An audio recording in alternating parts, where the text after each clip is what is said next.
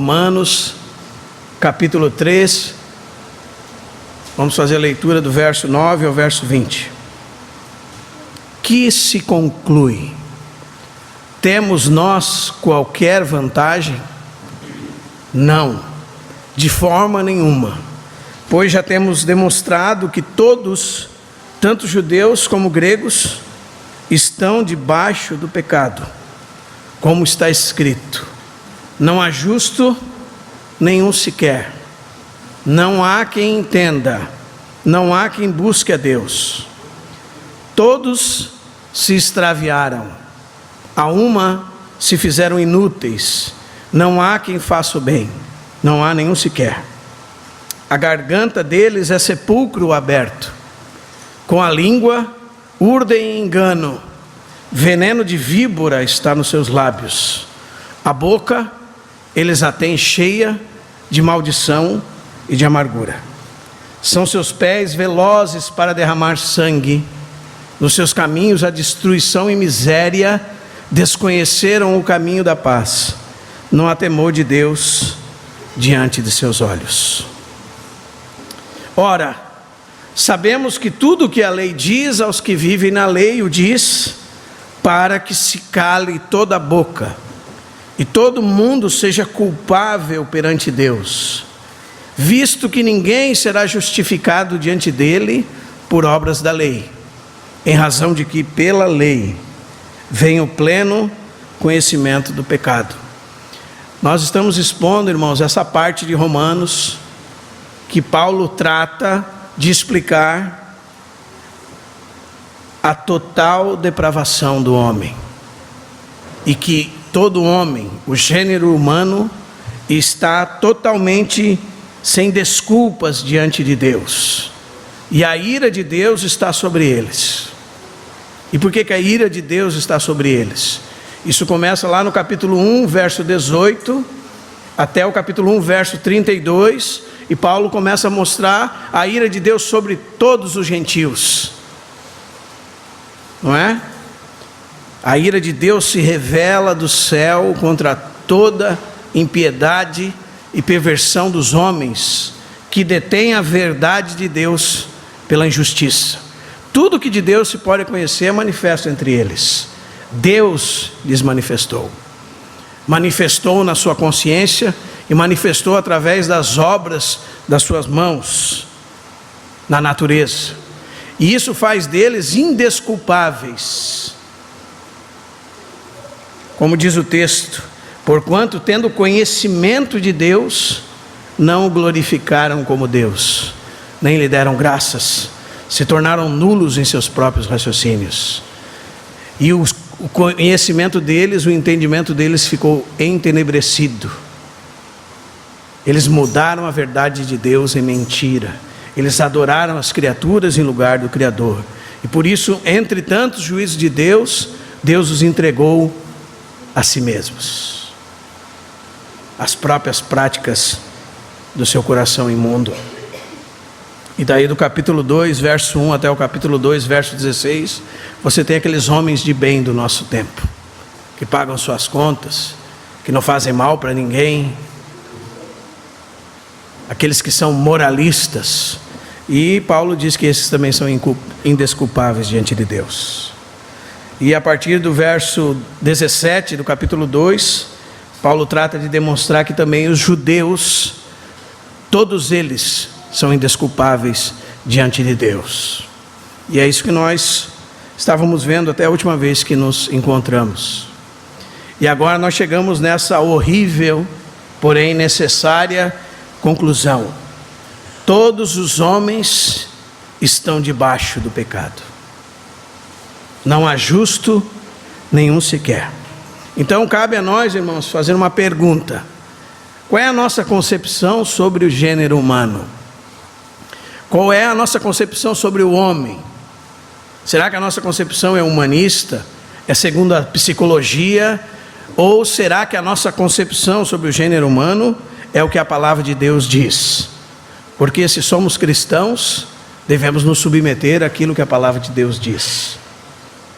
E o que a palavra de Deus diz é que não há salvação nenhuma para o homem em si mesmo. Ele foi destruído por completo. Ele está arruinado. E aquela imagem de Deus colocada nele foi totalmente corrompida. Certa vez, alguns homens querendo provar Jesus, perguntaram se Jesus pagava tributo a César.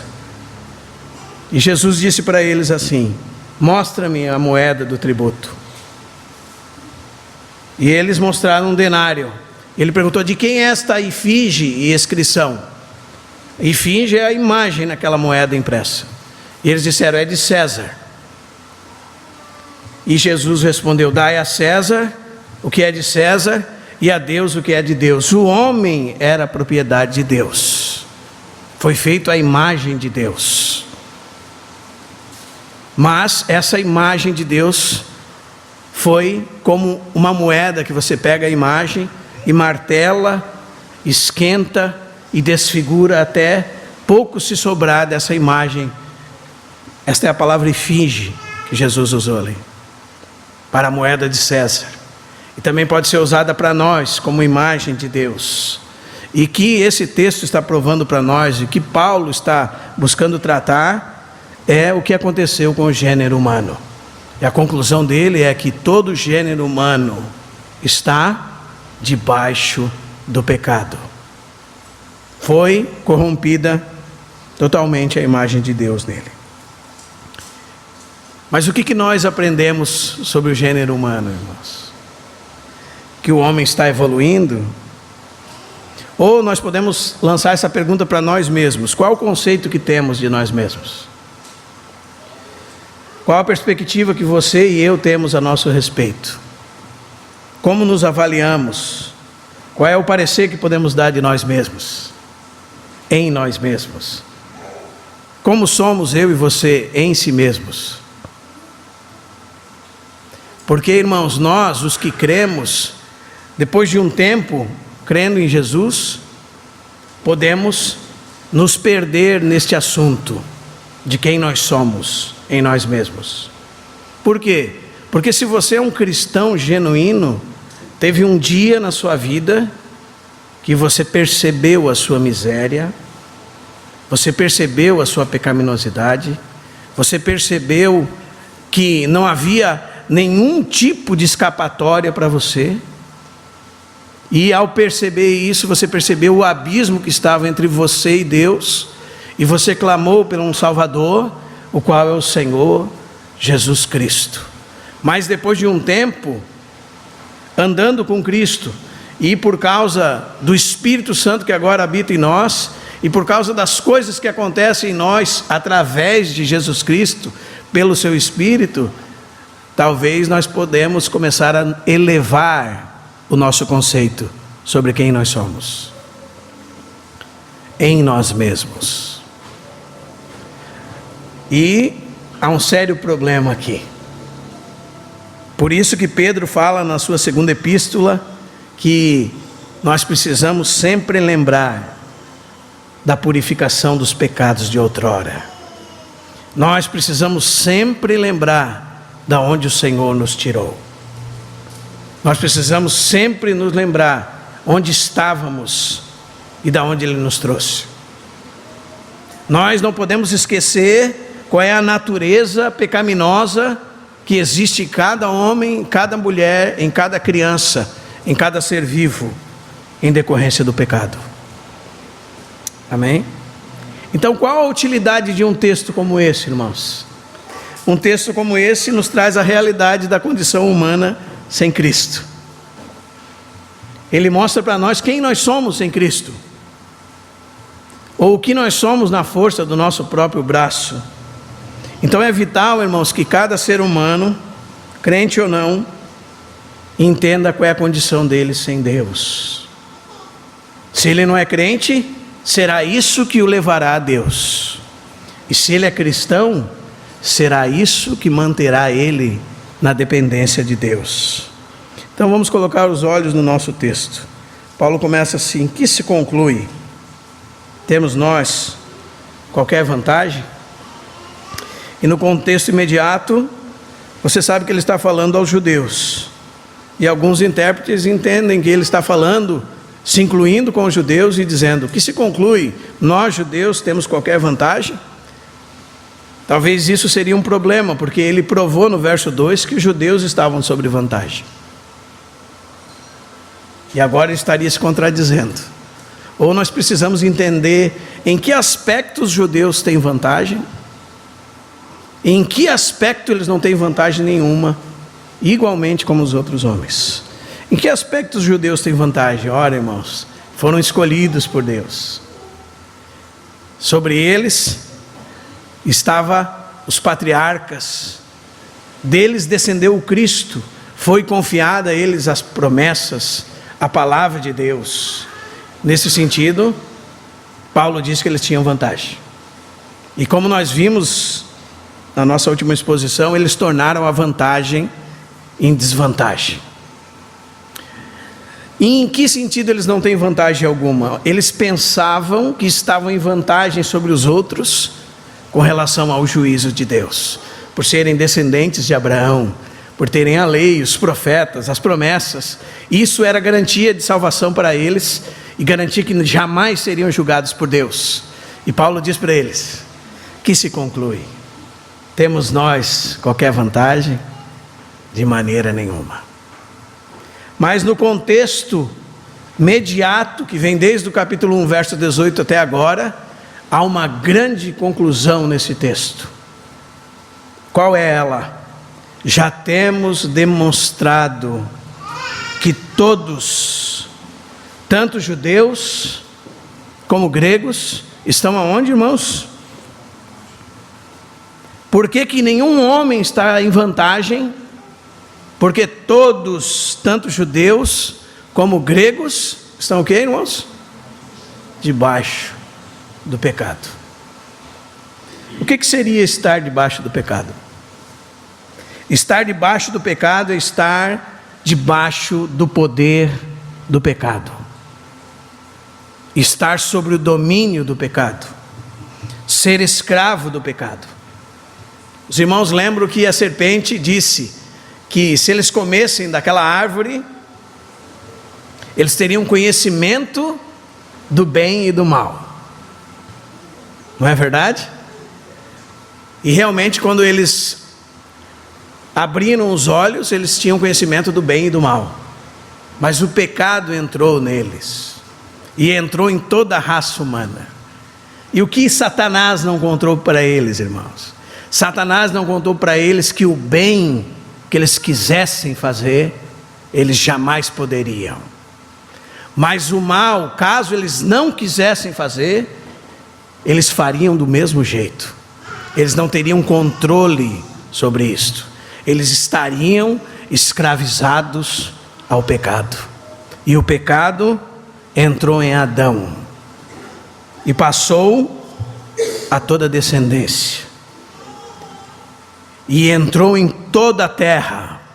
E agora nós temos o pecado sobre todo homem, pesando sobre todo homem de maneira externa, como um fardo arrasador. E ainda mais, nós temos o pecado dentro do homem, como um princípio governante, como um vírus que domina tudo o que ele faz, e que tudo o que ele faz, infelizmente, é controlado por esse Senhor, o pecado. Então você não peca, então se torna um pecador. Você é um pecador, então você peca. A sua árvore é má, e por isso seus frutos são maus. Como nós podemos entender o gênero humano como a sociedade o explica, irmãos? Impossível. Ela sempre será contra Deus. Ela sempre contará a história do ponto de vista de Satanás. A filosofia, a antropologia, as ciências humanas sempre contarão a história do ponto de vista do diabo. Qual é o veredito de Deus sobre toda a raça humana? É este: tanto judeus como gregos estão debaixo do pecado. E aí Paulo começa a provar pela Escritura que aquilo que ele está dizendo é verdade. Como está escrito. Ele está tratando com homens que tinham a lei, que tinham a palavra de Deus confiada a eles. Então ele precisa mostrar para eles, na sua lei, naquilo que vocês dizem que é autoridade sobre vocês, veja o que está escrito sobre vocês. Veja o que está escrito sobre todo o gênero humano. E aqui, irmãos, nós vemos as coisas que a ausência de Deus causa. Por isso que no verso 18 diz: não há temor de Deus diante dos seus olhos. O que o homem faz por ignorar a Deus? Nós vemos também aqui, irmãos, a ação destruidora do pecado em todas essas práticas descritas. A garganta deles é uma sepultura aberta. Com a língua urdem engano. O veneno de víbora está nos seus lábios. A boca eles a têm cheia de maldição e de amargura. E assim prossegue dizendo. E então também vemos nesse texto a universalidade do pecado. Não há justo nenhum sequer. Não há quem entenda. Não há quem busque a Deus. Todos se extraviaram. Unidos se fizeram inúteis. Não há quem faça o bem e não há nenhum sequer. Vamos entrar no verso 11 então. Não há justo nenhum sequer. Que veredito de Deus, não é, irmãos? Que horrível veredito. Porque imagine você como nós praticamos coisas e por elas nós nos consideramos justos de alguma forma. Qual é o veredito de Deus, irmãos? Não há justo nenhum sequer. Qual é o veredito de Deus sobre toda a raça humana e sobre todos nós a parte de Cristo? A parte de Cristo, me entenda bem, irmão. Não há justo, o quê? Nenhum sequer. O homem mais de moral ilibada que você conhece, não há justo nenhum sequer. O mais bondoso homem que você conhece, não há justo nenhum sequer. Este é o veredito de Deus. Os irmãos estão entendendo, irmãos? E qual deve ser, então, o nosso entendimento sobre tal coisa, irmãos? Isto é a palavra de Deus nos instruindo. Amém? Segunda coisa que nos é dito: não há quem entenda. Em outras palavras, o entendimento humano foi corrompido. Totalmente corrompido. No que se refere a Deus, não há quem entenda. Os irmãos estão entendendo, irmãos? O pecado afetou o intelecto humano, de tal forma que aquilo que é produzido pelo intelecto humano, por muitas vezes, só serve para destruição. Aquilo que nasce em nós mesmos não serve para nada diante de Deus. A sua inteligência não serve para nada nesse sentido. A sabedoria do mundo não serve para nada. E nós vamos entender melhor esse texto. Continua dizendo: não há quem busque a Deus. Isso significa que a vontade do homem foi corrompida. Ele não busca a Deus. O Deus que ele busca não é o Deus que está descrito nas Escrituras. O Deus que ele busca é os ídolos que ele fez para si, ou ele próprio. Ele busca autossatisfazer-se e autocultuar-se. Ele não busca Deus. Não há quem busque a Deus. Não há nenhum sequer. Então, o entendimento humano, irmãos, foi o quê? Corrompido pelo pecado. Está dominado pelo pecado. A vontade humana, e acho muito interessante isso, porque os homens pensam de si mesmos: eu sou livre, não é? Eu faço somente o que eu quiser. Muito difícil, irmãos. Segundo a palavra de Deus, você pensa que você é livre, mas você é escravo do pecado. Você pensa que você é livre. Você pensa que toma as escolhas de maneira livre. E de certa forma até toma. Mas você é como um carro que está desalinhado. Quando solta o volante, ele sempre puxa para o buraco. Sempre puxa para o buraco.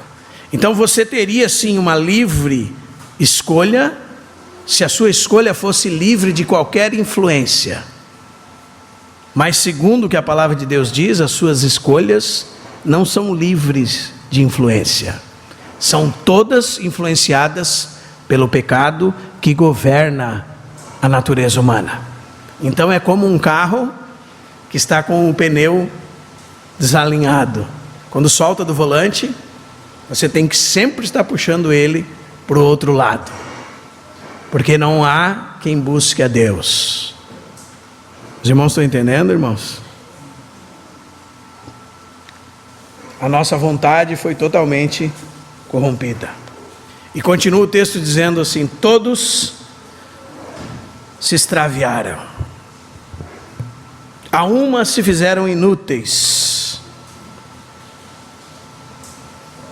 Aqui está dizendo todos, desde Adão até você e eu, todos, sem exceção de nenhum. O que aconteceu com eles? Se perderam. A ideia é uma fruta que você deixa abandonada e ela apodrece.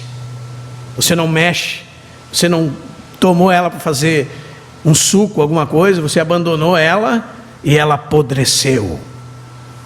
Todos se extraviaram. Todos. Amém, irmãos? A uma se fizeram inúteis. Significa se juntar todos os homens juntos no mesmo lugar, todos eles são inúteis. Não há quem faça o bem, não há nenhum sequer. E logo surgirá a pergunta no seu coração: eu conheço várias pessoas que fazem o bem, o que você me diz disso? Não é? E os homens que não conhecem a Deus e fazem boas ações, o que você me diz disso? Paulo está errado. Veja, acabei de descobrir o erro de Paulo. Não há quem faça o bem, Paulo disse. Eu conheço vários ímpios que amam suas esposas, que não traem suas esposas, que amam seus filhos, que são honestos, trabalham.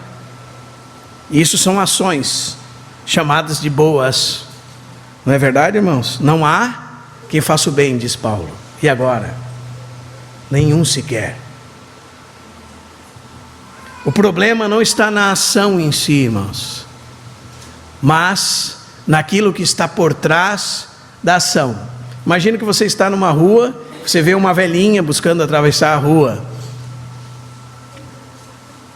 Você diz: olha, vou ajudar essa senhora a atravessar a rua. Você pega ela pela mão e atravessa a rua. Isso é uma boa ação, irmãos? Depende. Porque você pode atravessar a rua com ela para levar ela para um lugar mais escuro e roubar a sua carteira. Porque você pode atravessar a rua com ela, para que outras pessoas te vejam atravessando a rua com ela, e que você seja louvado pelos outros, porque você atravessou a rua com ela. Ou então você pode atravessar a rua com ela, porque você pecou um pouco mais cedo, e você está querendo fazer alguma boa ação, para colocar alguma coisa no outro lado da balança, contra a sua acusação, que é contra você por causa do seu pecado. E você quer fazer algum tipo de negociação, para que você seja aceito por Deus. Então você toma aquela senhora e atravessa a rua com ela. Isto não é uma boa obra. E o Senhor Jesus disse em Mateus capítulo 5, verso 16, que os homens vejam as suas boas obras e glorifiquem ao vosso Pai que está nos céus. Então qual é a boa obra? São as obras, segundo Mateus 5,16, feitas em Deus, pelos filhos de Deus, através do Espírito Santo, pela vida de Cristo em cada um deles. Então, irmãos, isto foi uma boa obra? Depende. O veredito de Deus é: não há quem faça o bem, não há nenhum sequer. E o que rege isto, irmãos? Nossas intenções e aonde nós fizemos tais obras, em Deus ou para nosso próprio benefício.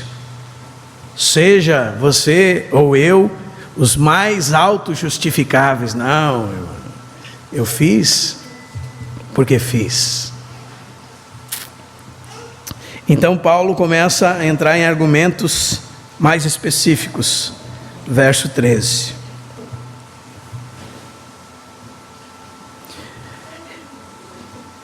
E Paulo é surpreendente, irmãos,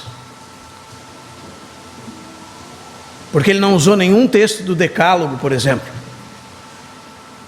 Ele pega uma coleção de Salmos, uma parte de Eclesiastes e uma parte de Isaías, e faz essa composição aqui. E por onde ele começa? O pecado destroçou todas as nossas ações. A garganta deles é sepulcro aberto. O que Jesus disse, irmãos, em Lucas 6,45? A boca fala o que está cheio o coração.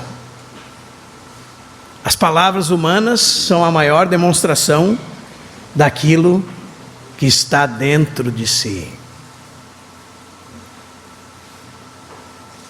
E isso é muito importante. Tiago capítulo 3 diz: todos nós tropeçamos em muitas coisas. Se alguém não tropeça no falar, é varão perfeito, capaz de dominar todo o seu corpo.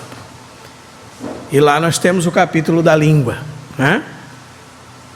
O animal mais peçonhento, terrível, a víbora mais venenosa, tem a sua toca atrás dos dentes.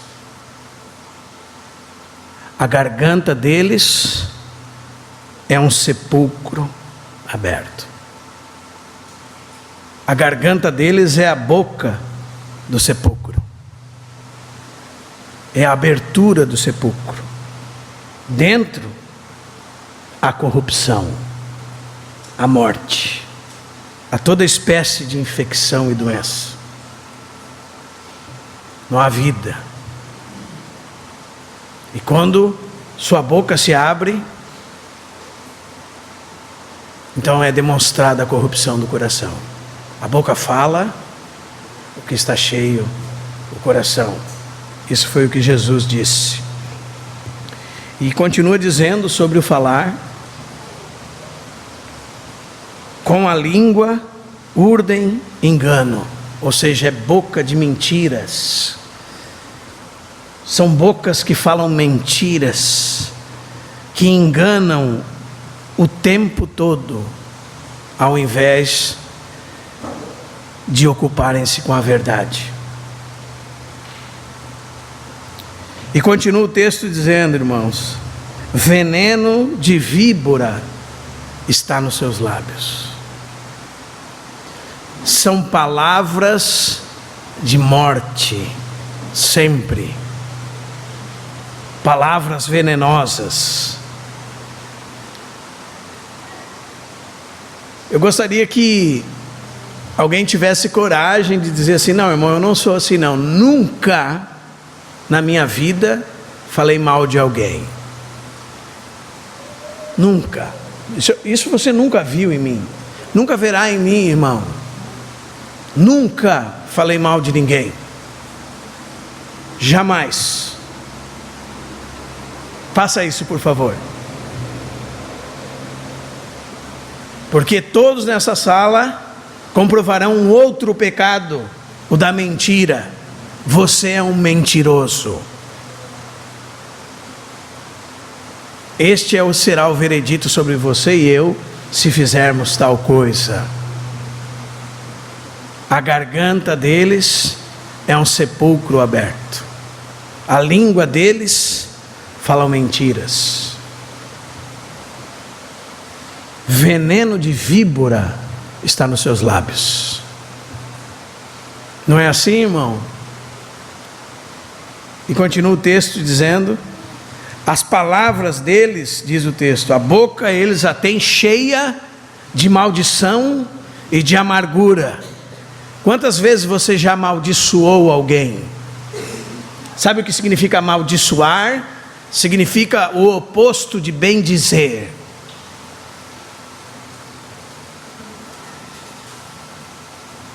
Todas as vezes que você não está bem dizendo, você está maldizendo. Você está amaldiçoando. Os irmãos estão entendendo, irmãos? Por que é uma conclusão horrível, mas necessária? Então, a partir deste ponto, do verso 15, nós temos a depravação humana revelada em ações. E a primeira delas, diz o verso 15: os seus pés são velozes para derramar sangue. E você já vai dizer para mim: agora eu peguei você, irmão. Eu nunca matei ninguém. E conheço vários homens que não conhecem a Deus e nunca mataram ninguém. Não é? O Senhor Jesus, irmãos, no capítulo 5 de Mateus, verso 21, disse: vocês ouviram que foi dito: amarás o teu próximo como a ti mesmo. E os fariseus diziam: odiarás o teu inimigo. Eu, porém, vos digo, Jesus disse, que aquele que falar algo contra seu irmão, o que ele é, irmãos? Ele é homicida. E João, tendo entendido bem isso, diz que aquele que aborrece o seu irmão é assassino, é homicida. Então, irmãos, seja de fato ou de intenção, Paulo está certo.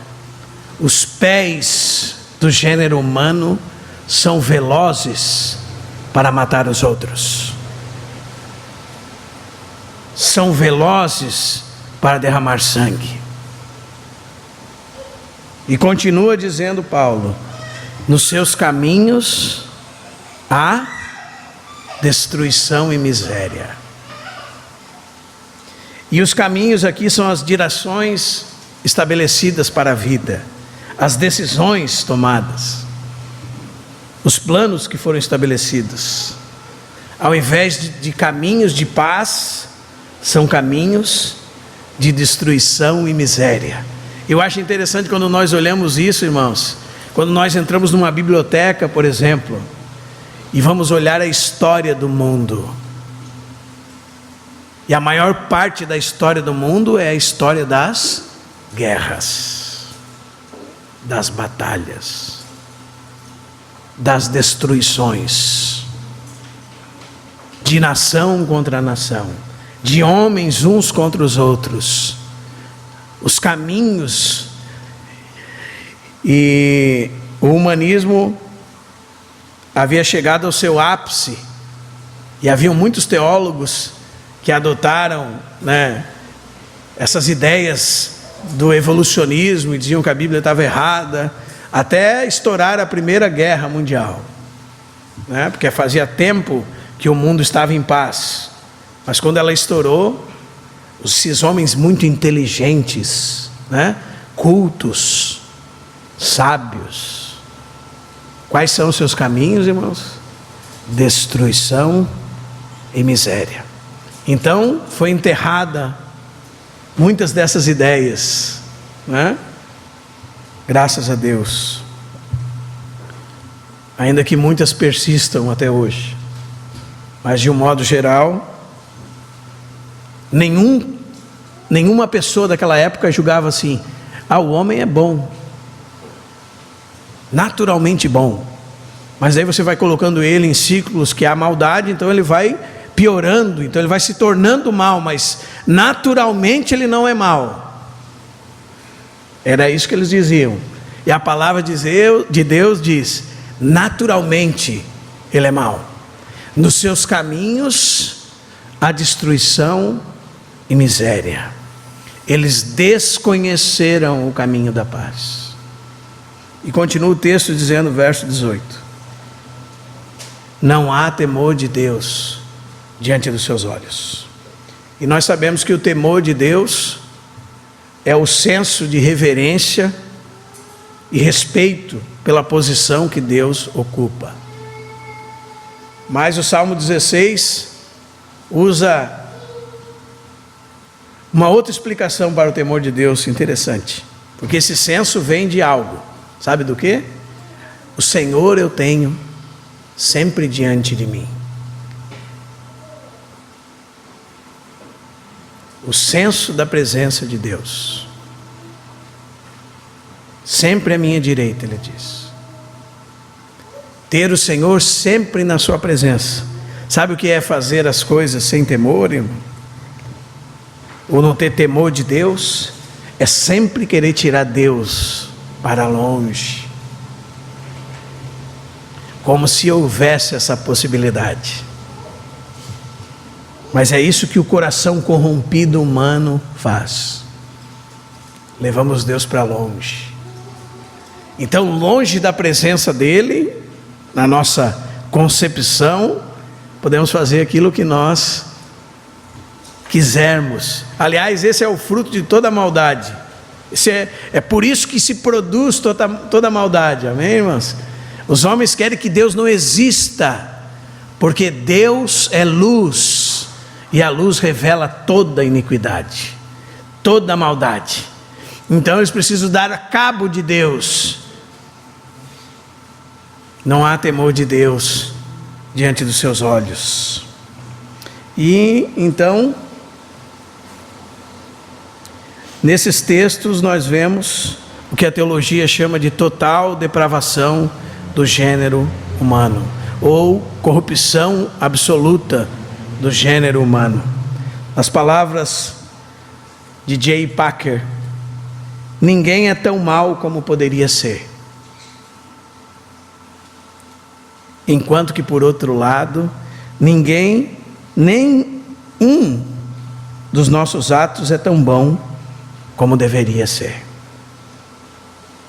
Os irmãos entenderam, irmãos? Ninguém é tão mau como poderia ser. Por quê? Porque a graça de Deus, chamada graça comum, restringe a maldade em você. Por isso você é melhor que Hitler. Você não é tão mau como Hitler.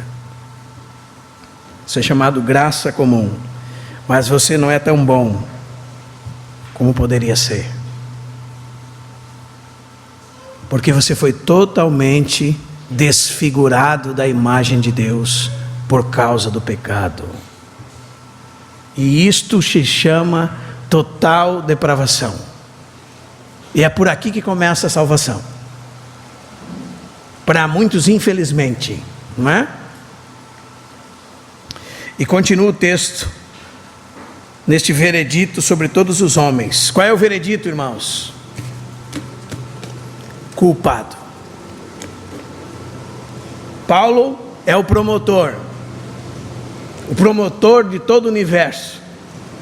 Ele é aquele que acusa. E para ele o veredito é culpado.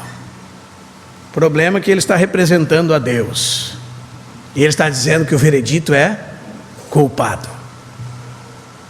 E ele diz: ora, sabemos que tudo o que a lei diz, isso se refere a todo o Antigo Testamento, aos que vivem na lei o diz. E qual é o objetivo disso, irmãos? Para que se cale toda a boca. O que é? Qual é o objetivo, irmãos? O irmão Martin Lloyd Jones diz: não há salvação enquanto a boca do homem não se cale diante de Deus. Enquanto todas as suas justificativas não se calem diante de Deus. Enquanto toda a sua justiça própria não se cale, não há salvação para ele. Foi para isso que a palavra de Deus foi escrita nesse momento aqui. Para que se cale toda a boca. E todo o mundo seja culpável perante Deus. Todos os seres humanos, incluindo todos nós, a parte de Cristo. Qual é o veredito, irmãos? Culpáveis. Indesculpáveis. Sob a ira de Deus e condenados eternamente. Qual é o veredito de você, jovem? Culpável. Qual é o veredito de vocês, crianças? Culpáveis. Qual é o veredito de você, velho? Culpável.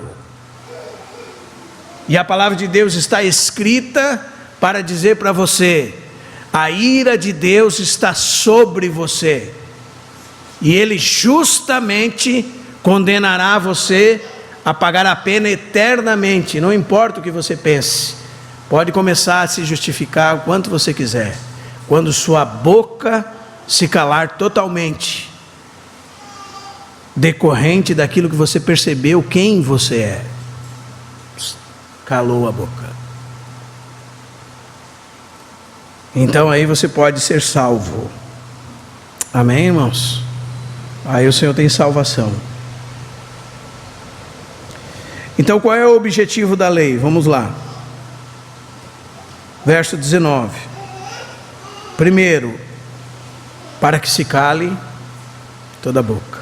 Segundo, para demonstrar a culpabilidade de toda a raça humana. Todo mundo seja culpável perante Deus. Então nós temos o verso 20. O objetivo da lei: trazer o pleno conhecimento do pecado. Ninguém será justificado diante de Deus por obras da lei. Por quê? Em razão de que pela lei vem o que, irmãos? Pleno conhecimento do pecado. Então nós precisamos indagar algumas coisas para nós que somos cristãos, porque vão se levantar várias questões na nossa cabeça. Quando nós aplicamos esse texto em nós mesmos, como cristãos, várias dúvidas vão surgir sobre a nossa mente. A primeira delas: acaso nós cristãos não fomos justificados? Acaso a Bíblia não diz que nós somos justos? Sim, a Bíblia diz que nós somos justos, estamos justificados diante de Deus. Certo, irmãos?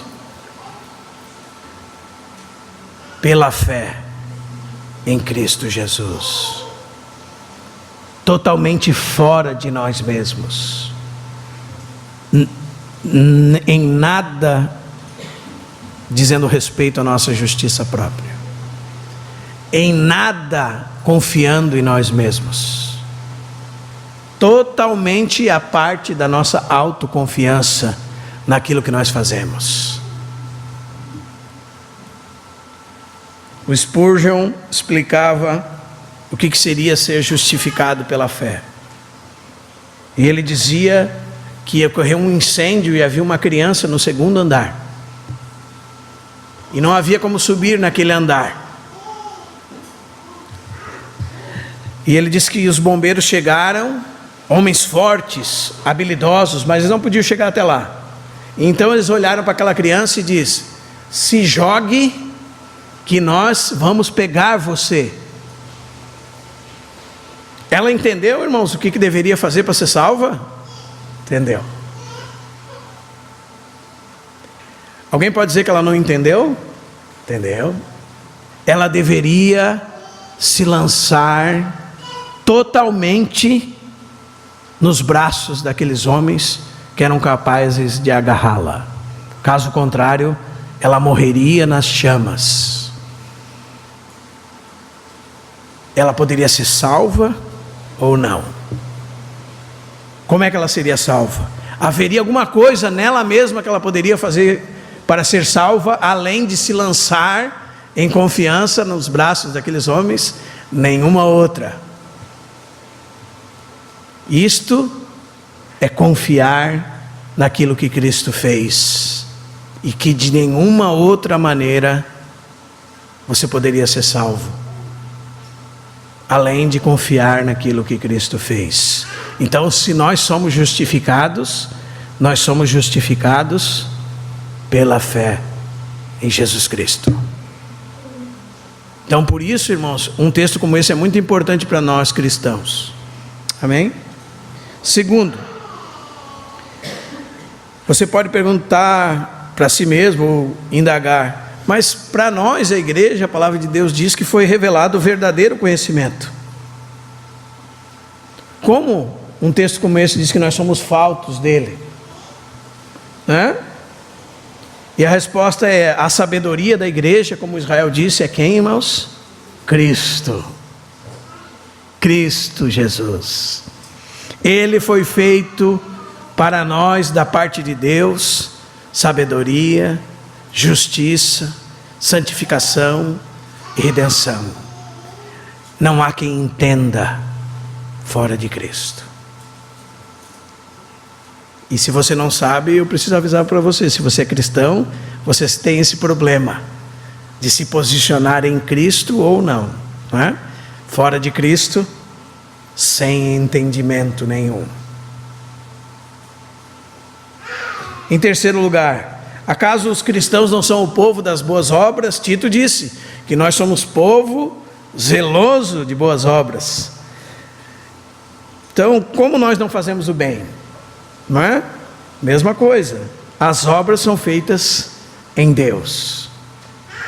Como diz Paulo em Romanos capítulo 14: eu tenho motivo, pois, de gloriar-me em Cristo Jesus, nas coisas concernentes a Deus, porque não ousarei discorrer sobre coisa alguma, e agora coloca em caixa alta, senão sobre aquelas que Cristo fez por meu intermédio. Cristo fez por meu intermédio. Essas são as boas obras preparadas para nós antes da fundação do mundo, quando Cristo trabalha através de nós. E em quarto lugar, nessas indagações, acaso a igreja não tem as palavras de vida para o mundo? Não é? Mesma coisa, irmãos. Depende de onde provém nossas palavras. Por isso que Tiago diz que você tem que cuidar de que fonte provém a sua palavra, não é? Você tem que tomar muito cuidado com isso. E as nossas boas ações, o que você me diz, irmão? Eu digo: depende de onde elas vêm. Depende de qual é o seu intuito. Depende de por meio de quem vieram essas ações.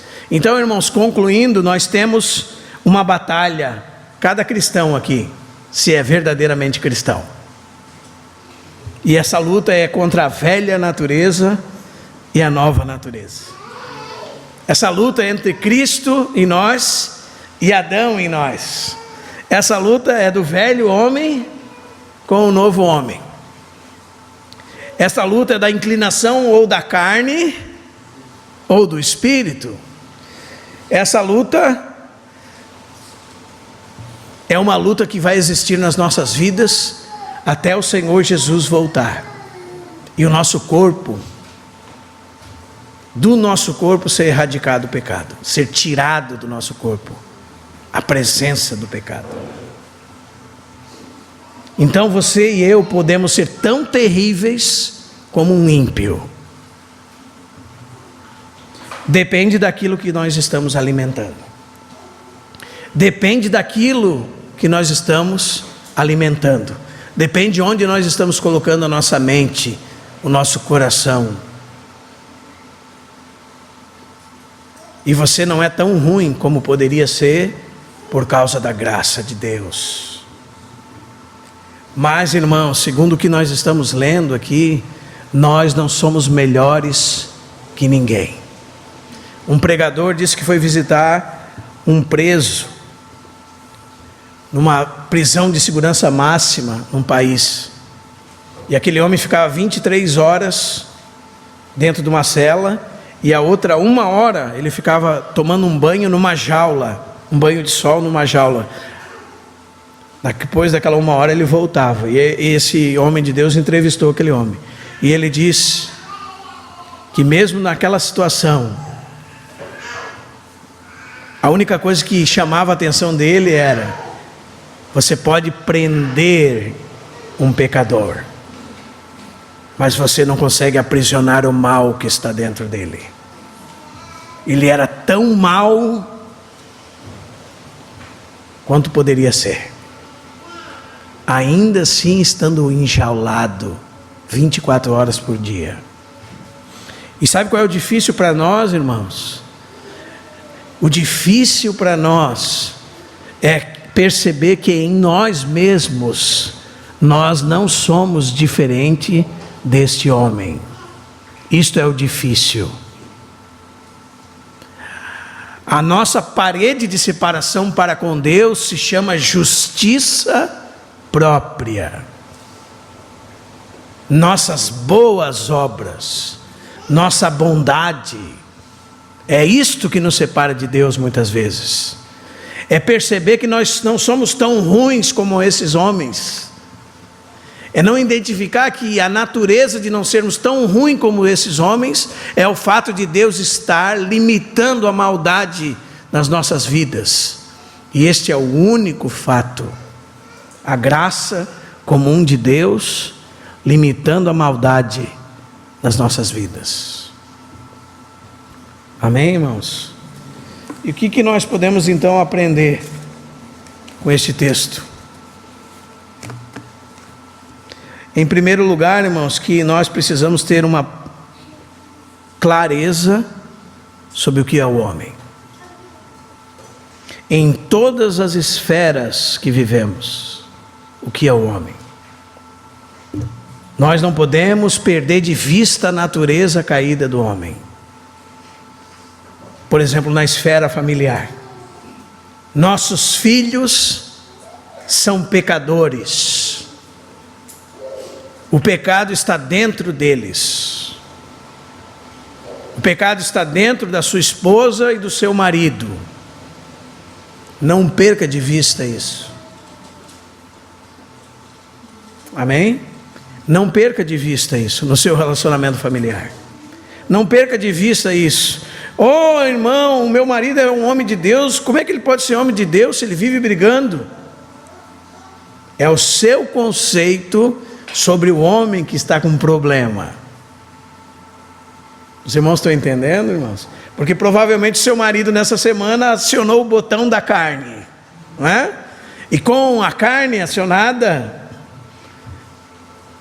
ele não pode ser pior do que isso, melhor do que isso, vamos dizer assim.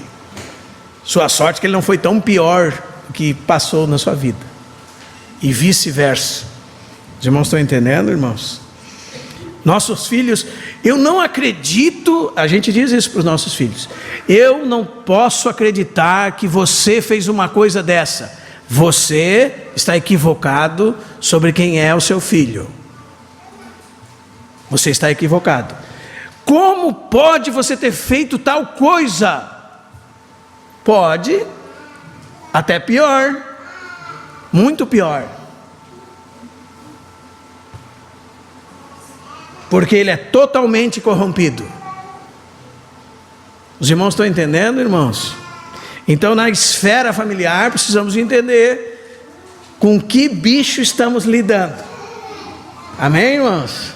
Também na esfera profissional, nós precisamos entender com que bicho, usando uma linguagem figurada, lógico, né? Estamos lidando. E nossos amigos de trabalho. Eu não acredito que aquela moça me traiu. Acredite. Acredite de maneira muito natural, acredite. Eu não acredito que esse meu sócio me roubou, acredite. Acredite. De maneira muito natural, acredite. Amém? Poxa, eu pensava que aquele governante na esfera mundial, por exemplo, na administração pública, eu pensava que aquele cara era tão bom, acredite. Ele pode ser tão mau quanto o pior de todos os homens. Não esqueça disso, acredite. E você também pode ser tão mau quanto o pior dos homens, acredite. E também, irmãos, na esfera da igreja. Amém? Porque a palavra de Deus diz em 2 Coríntios 5 que nós não devemos olhar ninguém mais segundo a carne, mas segundo o Espírito. Porque todo irmão e irmã possui a carne. Amém? Você sabia disso?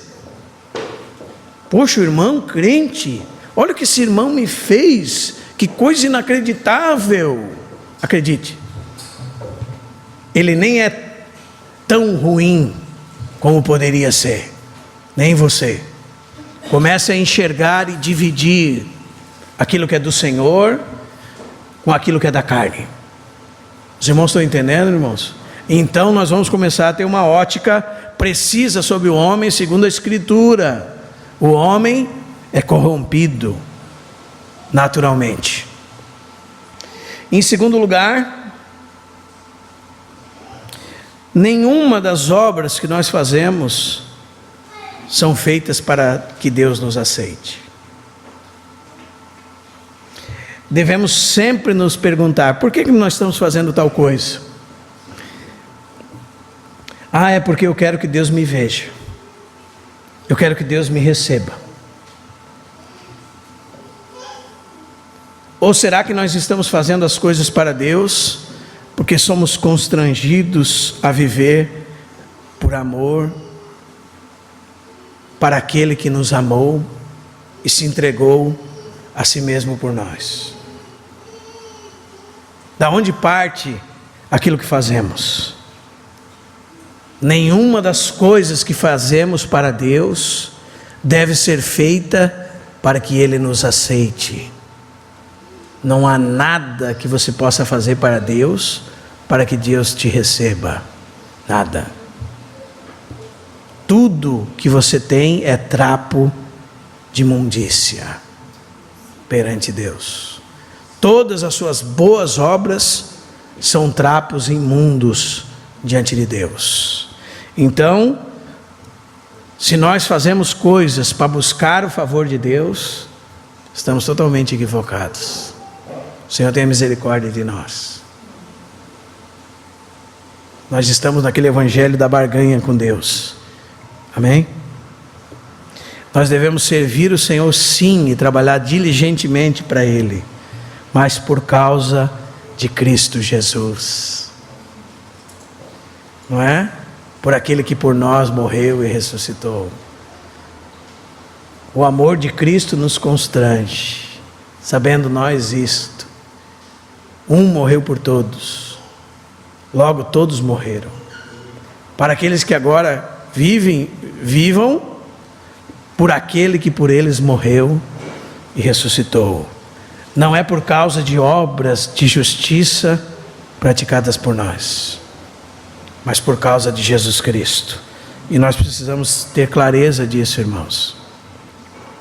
Amém? Em terceiro lugar, e que é algo terrível para muitos de nós, não somos melhores que ninguém. Que ninguém. Que nenhum dos piores pecadores. Tudo que temos de bom é Cristo em nós. Se algo verdadeiramente temos de bom, é o Senhor Jesus em nós. Em quarto lugar, irmãos, se nós estamos diante de uma situação deplorável dessa no mundo, e que se os homens estão em tamanha condenação, que nada pode livrar eles dessa condenação, o que nós estamos fazendo a respeito disso? O que nós estamos fazendo a respeito dessa situação?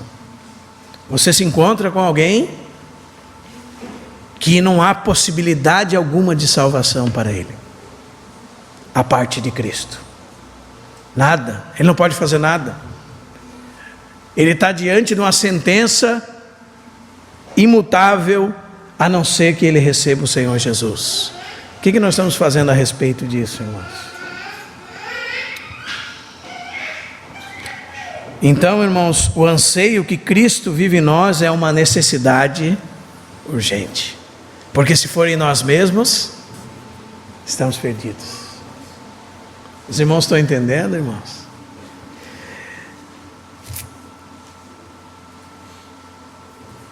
Sexto lugar, se as nossas palavras e ações em nós mesmos são tão prejudiciais, por que nós insistimos tanto em governar a nossa própria vida, irmãos?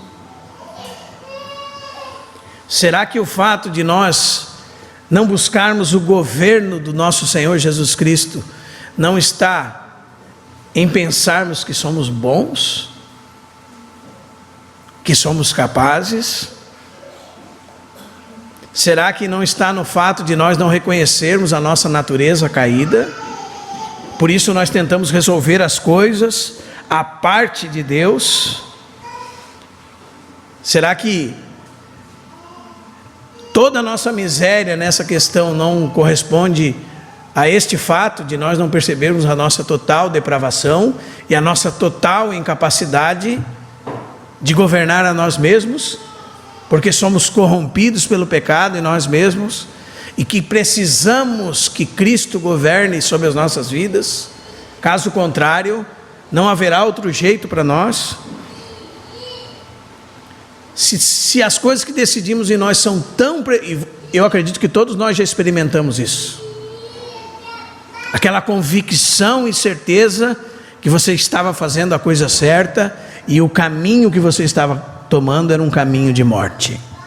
E você descobriu depois. Mas porque você tem tanta autoconfiança em você, você toma aquele caminho como se não fosse nada. E não se submete ao governo do Senhor. Por quê? Porque temos um equívoco com respeito a nós mesmos. Confiamos muito em nós mesmos. Infelizmente. Então, irmãos, diante destas palavras, o nosso desejo, o desejo do nosso coração é que o Espírito Santo possa convencer a cada um de nós dessa realidade da natureza humana. E não importa quanto tempo você tem de fé, se a sua fé não está fundamentada na verdade. Não importa se você serviu como obreiro, serve como obreiro, como ajudou com as crianças, não importa nada disso. Existem pessoas que sabem explicar exatamente o que é a Trindade sem realmente ter a vida de Deus. Existem pessoas que conseguem explicar a justificação pela fé sem ter a vida de Deus, sem nunca ter reconhecido os seus pecados, sem nunca ter nascido de novo. Nunca. Então isso é uma necessidade urgente. Não é por aquilo que está na nossa mente, é pela realidade de reconhecer a nossa natureza caída, cair aos pés de Deus, arrependidos e nascer de novo. Então eu acho que isso é algo muito urgente. Amém, irmãos? Reconhecer que para nós não há jeito. Aí você pode entrar no verso 21. Aí o verso 21 serve para você. Porque esse era o objetivo de Paulo. Esse porém de Deus, esse mais de Deus, esse agora de Deus, são para aqueles que reconhecem a sua miséria. Mas agora, sem lei, se manifestou a justiça de Deus, testemunhada pela lei e pelos profetas. Justiça de Deus exclusivamente, unicamente, mediante a fé em Jesus Cristo, para todos e sobre todos os que creem, porque não há distinção, todos pecaram e carecem da glória de Deus. Todos estão debaixo do domínio do pecado. E só podem ser justificados se entregarem totalmente a Cristo Jesus, reconhecendo sua natureza caída. Isso é para vocês, crianças. Isso é para vocês, jovens. Isso é para vocês, irmãos velhos. É para vocês todos, para todos nós, para toda a humanidade. Esse é o veredito de Deus. Aceita Jesus, irmão. Arrependa-se e creia no Evangelho. Essa é a mensagem do Evangelho. Do arrependimento à fé. Do arrependimento para a fé. Teve algum dia na sua vida que você se arrependeu dos seus pecados e reconheceu a Jesus Cristo? Você reconheceu Jesus Cristo realmente como a única possibilidade e sem ela nenhuma outra há? Aconteceu isso na sua vida? Você foi regenerado e daquele dia houve algo diferente dentro de você, o testemunho do Espírito Santo no seu interior? Então você é um irmão nascido de novo. Agora, se você pensa que você é bom, há uma grande dificuldade com o Evangelho para você. E você precisa nascer de novo. Esse é o intuito de Paulo, irmãos. 1 de Pedro 3,18 diz assim: Cristo morreu pelos pecados, uma única vez.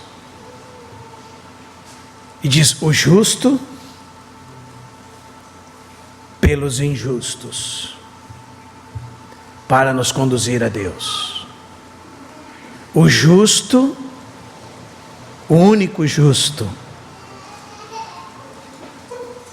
o único que não era falto de entendimento, o único que genuinamente buscava a vontade de Deus, o único que dentro de si estava a lei de Deus, o único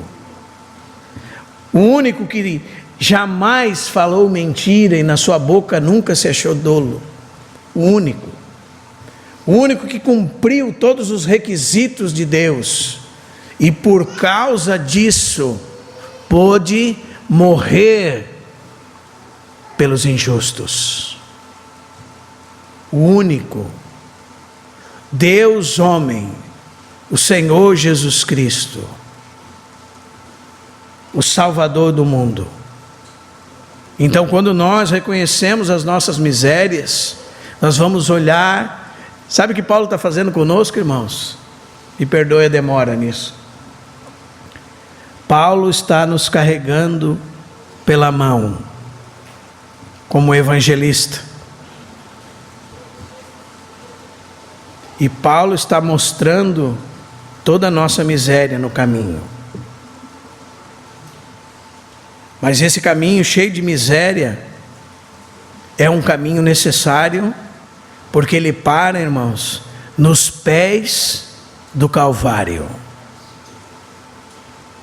E quando nós passamos por esse caminho, que nós percebemos toda a nossa miséria, nós nos ajoelhamos aos pés do Calvário, e nós olhamos para o Calvário, para a cruz do meio, onde Cristo morreu, uma única vez, o justo pelo injusto, para que por causa daquele sacrifício, e naquele sacrifício, a mão da ira de Deus caiu sobre ele. E diz que quando a mão da ira de Deus caiu sobre ele, o sol se escondeu. E ele bebeu esse cálice amargo sozinho. Então você está nas mãos de Paulo, e Paulo aponta para ele e diz: viu o seu caminho de miséria? Era necessário que você visse para chegar aqui, na cruz, onde Cristo morreu por causa dos nossos pecados. E Pedro fala para nós, irmãos, que durante toda a nossa trajetória de vida cristã, nós precisamos lembrar dessa treva, da onde nós fomos tirados, para jamais nos enganarmos sobre nós mesmos, e lançar toda a nossa confiança em Cristo Jesus, como essa menina, que foi salva, porque se jogou nas mãos daqueles que podiam salvá-la. Mas agora, sem lei, se manifestou a justiça de Deus. Então, se você entende a sua miséria, você está preparado para receber aquele que é o único que pode te tirar dessa miséria. E se você entendeu essa realidade, não foi por causa de você mesmo. Não há quem entenda. Se você se lançar aos pés de Cristo, não vai ser por causa de você mesmo. Não foi você que foi buscar a Cristo. Cristo está buscando você. Não há quem busque a Deus. Mas é isso que eu gostaria de dizer para os irmãos. É um dia maravilhoso, aceitável, irmãos. Se você nunca fez isso, não deixe para depois. Entregue sua vida a Cristo. Não importa qual é o seu histórico, não. Talvez você tenha um histórico muito pior que o Wesley, que até missionário já havia sido e não era crente. Entregue sua vida ao Senhor Jesus Cristo. E aos crentes, entreguem a sua vida ao Senhor Jesus Cristo. Não é, irmãos? Uma necessidade urgente. Entregue o governo da sua vida ao Senhor Jesus Cristo, porque a sua total depravação o impede de se autogovernar. E esse é o motivo de toda a nossa miséria. Amém?